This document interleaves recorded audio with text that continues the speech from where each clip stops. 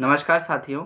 आज हम बात करेंगे आधुनिक भारत के इतिहास के बारे में, महत्वपूर्ण प्रश्नों के बारे में, जो वन लाइनर क्वेश्चंस हैं आंसर, तो उनके बारे में बात करते हैं।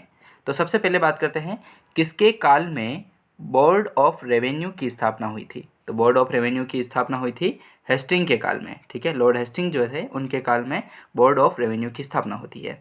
फिर बात करते हैं, किस अंग्रेज को प्रशासनिक सेवा का जनक कहा जाता है। तो किस अंग्रेज को प्रशासनिक सेवा का जनक कहा जाता है, तो वो हैं कॉर्नवालिस। ठीक है, कॉर्नवालिस जो है उनको प्रशासनिक सेवा का जनक कहा जाता है। कलकत्ता में स्थित फोर्ट विलियम कॉलेज की स्थापना किसने की। तो कलकत्ता में स्थित जो फोर्ट विलियम कॉलेज है वो की गई थी लॉर्ड वेलेजली ने। ठीक है, लॉर्ड वेलेजली द्वारा फोर्ट विलियम कॉलेज की स्थापना की गई थी कलकत्ता में। फिर बात करते हैं, टेंसी एक्ट या काश्तकारी अधिनियम जो है वो कब लागू हुआ था। तो वो लागू हुआ था 1822 ईस्वी में। ठीक है, 1822 ईस्वी में टैक्सी जो एक्ट या काश्तकारी जो अधिनियम था वो लागू हुआ था। बैरकपुर में सैन्य विद्रोह कब आरंभ हुआ। बैरकपुर में सैन्य जो विद्रोह है वो आरंभ हुआ था 1824 ईस्वी में। ठीक है, 1824 ईस्वी में बैरकपुर में सैन्य विद्रोह आरंभ हुआ। किस गवर्नर जनरल का कार्यकाल शिक्षा सुधारों के लिए माना जाता है। तो वो हैं विलियम बेंटिक। ठीक है, फिर बात करते हैं, कलकत्ता मेडिकल कॉलेज की स्थापना कब और किसने की थी। तो कलकत्ता जो मेडिकल कॉलेज है उसकी स्थापना की थी विलियम बेंटिक ने 1835 ईस्वी में। ठीक है, 1835 ईस्वी में विलियम बेंटिक द्वारा इसकी स्थापना की जाती है। फिर बात करते हैं, बालिका हत्या पर प्रतिबंध कब लगाया गया। बालिका हत्या पर प्रतिबंध जो लगाया गया था वो लगाया गया 1830 ईस्वी में। ठीक है, 1830 ईस्वी में बालिका हत्या पर प्रतिबंध लगाया गया। किसे भारतीय प्रेस का मुक्तिदाता कहा जाता है। तो वो कहा जाता है लॉर्ड चार्ल्स मेटकॉफ को। ठीक है, लॉर्ड चार्ल्स जो मेटकॉफ हैं उनको भारतीय प्रेस का मुक्तिदाता कहा जाता है। फिर बात करते हैं, इनाम कमीशन। इनाम कमीशन की स्थापना किसने की थी। तो इनाम कमीशन की स्थापना जो है वो लॉर्ड डलहौजी द्वारा की गई थी। किस कर व्यवस्था के अंतर्गत किसानों से उपज का 50% वसूला जाता था।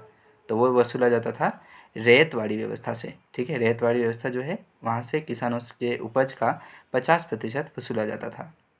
नरबली प्रथा का अंत किस गवर्नर के काल में हुआ था। तो वो हुआ था लॉर्ड डलहौजी के काल में। ठीक है, नरबली प्रथा का जो अंत है वो डलहौजी के काल में हुआ था। भारत से ब्रिटेन की ओर संपत्ति के अवहन का सिद्धांत किसने प्रतिपादित किया। तो वो प्रतिपादित किया गया था दादा भाई नौरोजी द्वारा। ठीक है, दादा भाई नौरोजी द्वारा संपत्ति के अपवहन का सिद्धांत दिया गया। भारत में अंग्रेजों की लूट किस महत्वपूर्ण घटना के बाद शुरू हुई थी।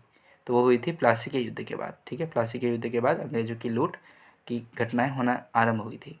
भारत में प्रथम रेलवे लाइन किसने बिछाई। भारत में प्रथम रेलवे लाइन जॉर्ज क्लार्क द्वारा बिछाई गई थी।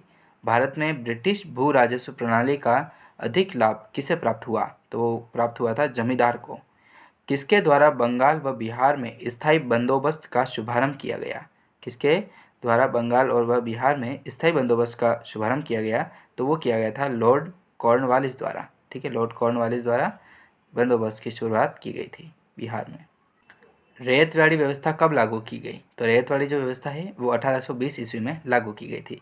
पहली बार औपचारिक रूप से महालवाड़ी प्रथा कब लागू की गई। पहली बार औपचारिक रूप से महालवाड़ी जो प्रथा है वो लागू की गई थी 1822 ईस्वी में। ठीक है, ये जानकारी आपको कैसी लगी, अच्छी लगी हो तो लाइक एंड सब्सक्राइब जरूर करें। मिलते हैं नेक्स्ट वीडियो में, तब तक के लिए जय हिंद, जय भारत, वंदे मातरम।